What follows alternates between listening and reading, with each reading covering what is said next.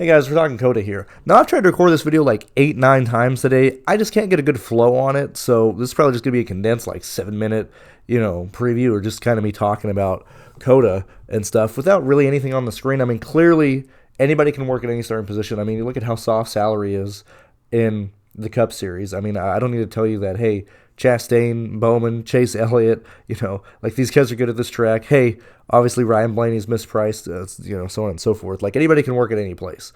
The major thing that we're getting at this race that we haven't seen at previous COTA races is obviously the change to the track layout. Now, two things on that point. One, we're still running the start-finish line farther back than it was in previous years. I mean, same that it was last year. But like when you look at the other races at COTA, they go green through stage 1 or 2. Obviously, first year we had rain, right? Second year, we're going green to the end, and then we get yellows in stage 3. Then we just start tearing stuff up at the top of turn 1, right? So yes, the fact that they're changing the layout in the dog leg, or not in the dog leg, in the S's, has the potential to keep the field a lot closer than what we had in the past, but I really don't think that's a huge change. I don't know. I'm kind of on the edge of inconclusive. I don't really know what that's going to do. I don't really see it making more things be more complicated or adding more chaos. I mean, it might. Obviously, we got to see how these guys are on track, but I just don't think it's going to add much. Second part of that is the only thing it is adding is laps to the race. Now, in the past, specifically like when you look at the Xfinity Series race, going from what they were at to 65 laps, like that's a pretty significant bump. Because you would want to take, like, obviously you want the lap leader and stuff, and I think you need to prioritize that probably more now at COTA than you have in previous years. But obviously you'd be much more open to taking place differential mid-pack in the back of the field, just with how low the amount of laps were. Raw place differential was what was needed in the COTA races. Now that we're leaning a lot closer to the length of races that we see at Watkins Glen, and obviously we want to get the lap leaders and stuff, I'm going to kind of be a lot more aggressive at playing guys in the top half of the field and the back half of the field. That's just kind of, my gut feel of where we're at right now. Secondly, I mentioned Watkins Glen. Obviously, in terms of research or previous races and stuff, you want to use, obviously, the old COTA races because that shows, hey, who's good at this track.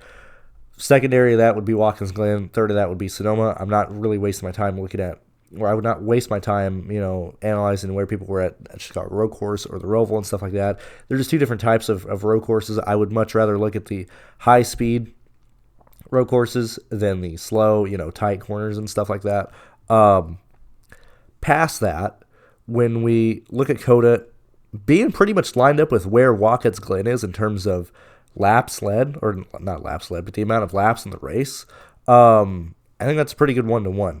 Now, in recent COTA and Watkins Glen races, also the fact that NASCAR is projecting the tire wear to be very similar to what we saw at Watkins Glen adds just another reason to use that track. But what was I going to say? As I said, I've recorded this like 7 times, so I feel like I'm repeating myself, obviously.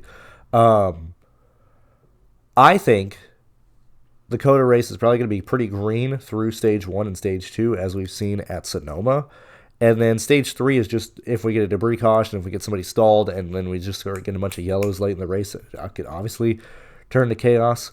But I'm going to lean to a much more green type of racetrack.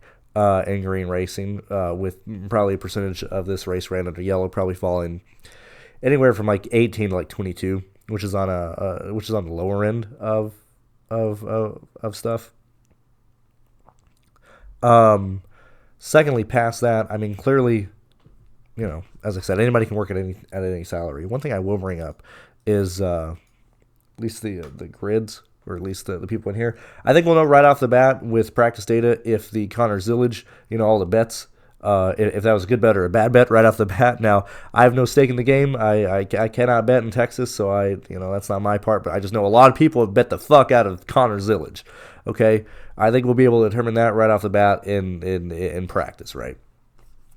But as I said, we're pretty soft pricing across the board. I'm going to be heavier on, drivers who have shown the ability to finish well at COTA and road courses. I mean, if we just want stuff on the screen, we can be here. Now, granted, this on the screen is having 2 Charlotte races in here, but I mean, still we have this. But I like, obviously, people like Elliott, Byron Chastain, Bowman Reddick, Chris Buescher, Kyle Busch, Blaney Cindric. Like, obviously, those guys are good plays at COTA, right? It's just going to come down to where they start. For the Xfinity Series race, obviously, we want to see where Chastain starts, but for the most part, this should be a pretty big runaway of the guys who start up front. There should be a pretty significant discrepancy in speed in this field. I think this Xfinity race leans very heavy to starting a lot of guys in the top half of the field versus the back half of the field. I just think I think this field is going to be spread all over. I really don't have anything past that. I know that's kind of lackluster or a short race or a short video and stuff.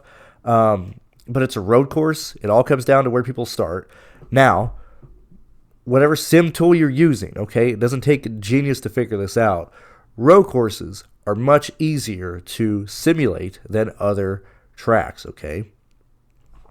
The reason being is there's less laps to happen, or there's less laps to be accounted for.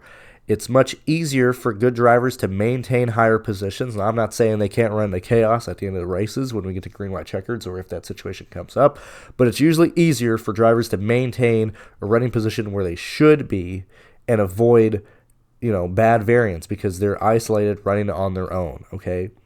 Because of that, these racetracks, or these road courses specifically, are races to where sim tools, now I don't give a shit if you're talking contest sims or whatever, any sim tool, whether you're running race sims, whatever the case may be, is probably going to do a pretty good job at races like this, okay?